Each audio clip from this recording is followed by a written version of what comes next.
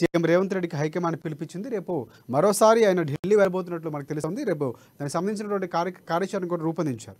Mallikarjun Kharge party అగ్రనేతలు ఎవరైతే ఉన్నారో రాహుల్ గాంధీతో సహా ఆయన భేటీ అయ్యే అవకాశాలు కనిపిస్తున్నాయి. ఎమ్మెల్యే కోటాలో 2 ఎమ్మెల్సీల భర్తీకి సంబంధించి పోలింగ్ కానీ నామినేటెడ్ పోస్టుల భర్తీ లోక్సభ ఎన్నికలపై ప్రధానంగా చర్చించే అవకాశాలు కనిపిస్తున్నాయి.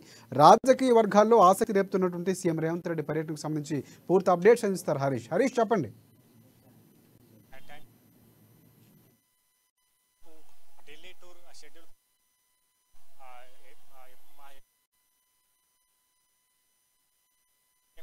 ఏసీసీ నిర్ణయం తీసుకుని దీంట్లో తెలంగాణకు సంబంధించి కూడా 17 పార్లమెంటు సెగ్మెంట్లకు స్థానాలకు సంబంధించి కూడా పూర్తిగా పర్యవేక్షణ కావచ్చు, పరిశీలన కావచ్చు, ఆ వ్యూహాల రచన కావచ్చు, గెలుపు దిశగా పార్టీని సమాయత్తం చేసేందుకు ఈ మంత్రులను కూడా కోఆర్డినేటర్లుగా నియమించారు. రేపు ఏఐసీసీ కార్యాలయంలో రేపు 3 గంటలకు మధ్యాహ్నం 3 గంటలకు రేపు సమావేశం ఉన్నది. సమావేశంలో ప్రధానంగా పార్లమెంట్ ఎన్నికలకు సంబంధించిన ఎజెండాగా అవుతుంది. అంటే దేశవ్యాప్తంగా ఉన్న అన్ని రాష్ట్రాలకు సంబంధించిన పార్లమెంట్ ఎన్నికలకు సంబంధించి కూడా ఇప్పటికే కాంగ్రెస్ పార్టీ 2 దఫాలుగా కూడా అధికారం కోసం ప్రయత్నిస్తూ వస్తుంది.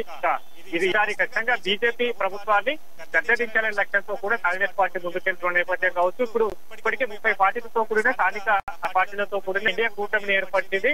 దాంట్లో సీట్లకు సంబంధించిన అంశాలపైన కూడా మొన్నటి వరకు కూడా చర్చలు కొనసాగుతున్న నేపథ్యం కావచ్చు. ఇప్పుడు ఏదైతే ఆ బీజేపీ ప్రభుత్వాన్ని గద్దెదించాలనే లక్ష్యంతోనే ఇప్పుడు వ్యూహాలు కావచ్చు, కార్యాచరణ కావచ్చు, ఆ రాష్ట్రాలకు సంబంధించిన ప్రాంతీయ పార్టీల ప్రాబల్యం కావచ్చు, అక్కడ బీజేపీ ఇతర పార్టీల సంబంధించిన బలహీనతలు సంబంధించిన పూర్తిగా సమగ్ర సమాచారం తెలుసుకొని ఇక్కడ ఇన్ఛార్జ్ తెలంగాణకు సంబంధించిన ఇన్ఛార్జ్ నియమించడం జరిగింది. కాబట్టి రేపు ఏఐసీసీ కార్యాలయం జరిగే అందరికీ సంబంధించిన అన్ని రాష్ట్రాలకు సంబంధించిన ఫీడ్బ్యాక్ పైన ఏఐసీసీ రేపు ఆ సమావేశంలో నిర్వహిస్తున్న నేపథ్యం కావచ్చు. రేపు తెలంగాణకు సంబంధించి కూడా ప్రత్యేకంగా ఈ కోఆర్డినేటర్లు అలాగే సీఎం రేవంత్ రెడ్డి ఉప ముఖ్యమంత్రి పట్టి విక్రమార్క పాల్గొంటున్న నేపథ్యం కావచ్చు. ప్రధానంగా తెలంగాణకు సంబంధించిన పార్లమెంట్ ఎన్నికల వ్యూహాలు కావచ్చు, అలాగే తెలంగాణకు ఇప్పటికే తెలంగాణలో అధికారంలోకి వచ్చిన నేపథ్యం కావచ్చు. ఇప్పుడు నామినేటెడ్ పదవులు భర్తీ చేయాలి, అలాగే 2 కోట్ల ఎమ్మెల్సీ సంబంధించిన ఎమ్మెల్సీ స్థానాల భర్తీ కావచ్చు.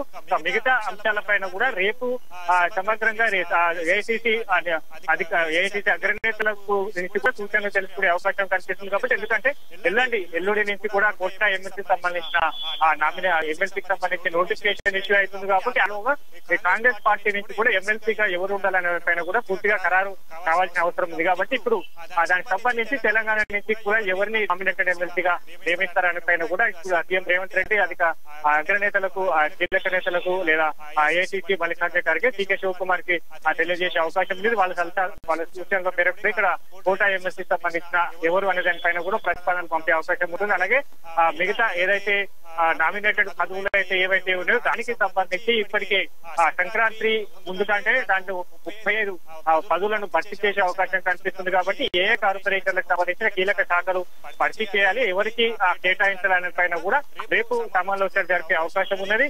ఇంకా ఏదైతే కార్పొరేషన్లకు సంబంధించి కావచ్చు, ఇంకా అంటే కోటా ఎమ్మెల్సీ సంబంధించి కూడా అధిష్టానం ఇప్పటికే ఆ పార్లమెంట్ సెగ్మెంట్లకు సంబంధించి మంత్రులను ఇన్ఛార్జ్ గా నియమించిన నేపథ్యం కావచ్చు. ఆదిలాబాద్ నుంచి మంత్రి సీతక్కను కూడా కోఆర్డినేటర్ గా నియమించారు. అలాగే పెద్దపల్లి నుంచి శ్రీధర్ బాబు, అలాగే పొన్నం ప్రభాకర్ నిజామాబాద్ నుంచి జీవన్ రెడ్డి, అలాగే హైదరాబాద్ నుంచి సుదర్శన్ రెడ్డి, దామోదర్ రాజనరసింహ సంబంధించి కూడా మెదక్ సెగ్మెంట్ కేటాయించడం జరిగింది. అలాగే మల్కాజ్గిరి నియోజకవర్గం నుంచి కూడా మంత్రి తుమ్మల నాగేశ్వర్ కోఆర్డినేటర్ గా నియమించారు. సికింద్రాబాద్, హైదరాబాద్ సంబంధించి డిప్యూటీ సీఎం పట్టి విక్రమార్కను నియమించిన పరిస్థితి ఉంది. అలాగే రేవంత్ రెడ్డికి సంబంధించి కూడా మహబూబ్ నగర్ నియోజకవర్గం సెగ్మెంట్ సంబంధించి కూడా ఇన్ఛార్జ్ గా కోఆర్డినేటర్ గా నియమించిన పరిస్థితి. అలాగే ఉత్తమ్ కుమార్ రెడ్డికి సంబంధించి భువనగిరి, అలాగే కోమటిరెడ్డి వెంకటరెడ్డి సంబంధించి భువనగిరి, కొండ సూర్యారెడ్డికి సంబంధించిన మహబూబ్ నగర్, ఇలా 14 మంది కోఆర్డినేటర్లకు ఈ ఇన్ఛార్జీలుగా నియమించారు. దాంతో క్షేత్రస్థాయిలో సంబంధించిన నియోజకవర్గాల సెగ్మెంట్ కావచ్చు, అభ్యర్థి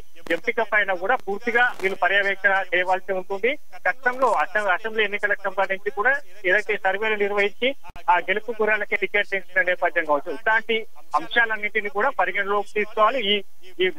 ఈ కోఆర్డినేటర్లకు సంబంధించి కూడా ఒక్కో నియోజకవర్గానికి 3 అభ్యర్థులకు సంబంధించి లిస్టు కూడా తయారు చేసేందుకు అధిష్టానం సూచించింది. కాబట్టి ఇప్పుడు రేపు ఏదైతే సమావేశంలో జరగబోయే సమావేశం ఏదైతే సమావేశం ఉందో దాంతో ఇప్పటి వరకు తెలంగాణ రాష్ట్రం నుంచి కూడా అసెంబ్లీ సెగ్మెంట్లు గెలిచిన నియోజకవర్గాలు ఏవైతే ఉందో ఇతర నియోజకవర్గాల్లో కొంతమేర మెజార్టీతో కాంగ్రెస్ పార్టీకి సంబంధించిన అభ్యర్థులు ఓటమి పాలయ్యారు. కాబట్టి అక్కడ ఇప్పుడున్న పరిస్థితులు కావచ్చు, అక్కడ బీజేపీ టీఆర్ఎస్ పార్టీల పైన బలహీనత సంబంధించిన అంశాలన్నింటినీ కూడా ఈ పర్యవేక్షణ ఇత్యాదులంతా కూడా టేకప్ చేశారు. కాబట్టి రేపు ఏఐసీసీ కార్యాలయంలో జరిగే సమావేశంలో పూర్తిగా రాష్ట్రాలకు సంబంధించి కావచ్చు, ఆయా నియోజకవర్గాలకు సంబంధించి కావచ్చు, అగ్రనేతలతో చర్చ అవకాశం ఉంటుంది. తదుపరి నెక్స్ట్ స్టెప్ ఏంటి అంటే ఎలా పెడితే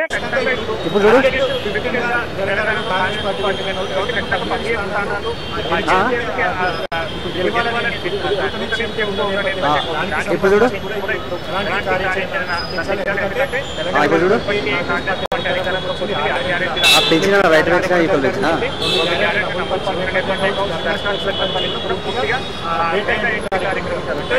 రెండు బరాబర్ చూడు, రెండు బరాబర్ ఇంకోసారి పంపిద్దాం వాట్సాప్లో.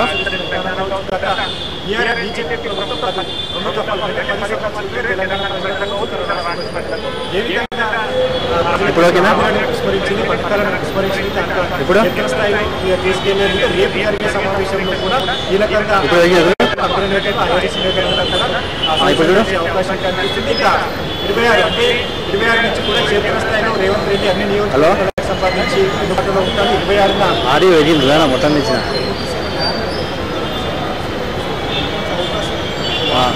పరిస్థితి గతంలో మనం చూసుకున్నాం, మనం మాట్లాడుకున్నాం కూడా. సో మరొకసారి ఇటువైపు కమ్యూనిస్ట్ పార్టీలతో ఏమైనా జతకట్టి పార్లమెంట్లో ఒక స్థానం కోరుతున్నటువంటి నేపథ్యం కనిపిస్తుంది. సో దానికి అది కూడా చర్చకొచ్చే అవకాశం కనిపిస్తుందా?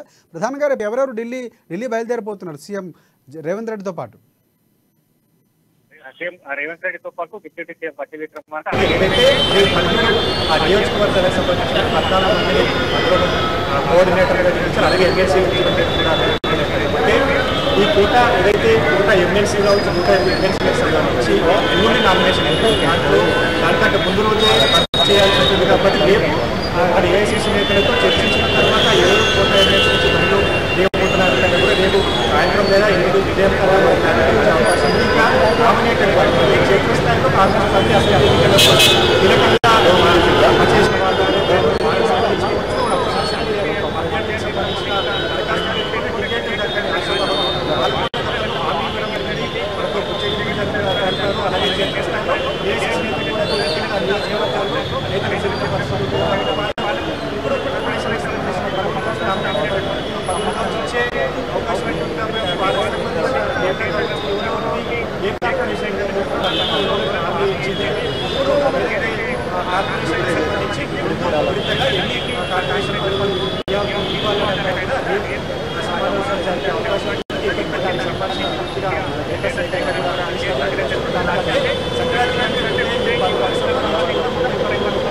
కార్పొరేషన్ సంబంధించిన పదవులను ఇచ్చే అవకాశం ఉన్నది. కాబట్టి ఆ డేటా అంతా కూడా రేపు ఏఐసీసీ నేతలకు ఇచ్చే అవకాశం ఉంటుంది. అలాగే దీని ఎమ్మెల్సీ స్థానాలకు సంబంధించి కూడా రేపు రాత్రి లేదా ఎల్లుండి ఉదయం క్లారిటీ ఇచ్చే అవకాశం ఉన్నది. ఇప్పుడు తెలంగాణ సంబంధించి పూర్తిగా ఏదైతే 26 నుంచి కూడా రేవంత్ రెడ్డి స్వయంగా చెప్పిన పరిస్థితి ఉంది. 26 నుంచి కూడా క్షేత్రస్థాయిలో వెళ్తాం.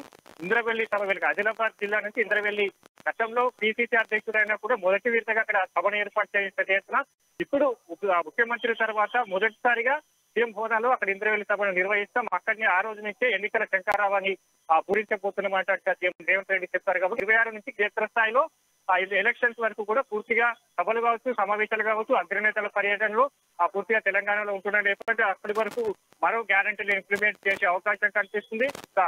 ఏదైతే తెలంగాణకు సంబంధించి సమర్థ సారక సంబంధించిన జాతర సందర్భంగా కూడా మహిళలకు సంబంధించిన 2500 కావచ్చు, 500 గ్యాస్ సిలిండర్ సంబంధించి కూడా ప్రకటించే అవకాశం అయితే కనిపిస్తున్నాయి.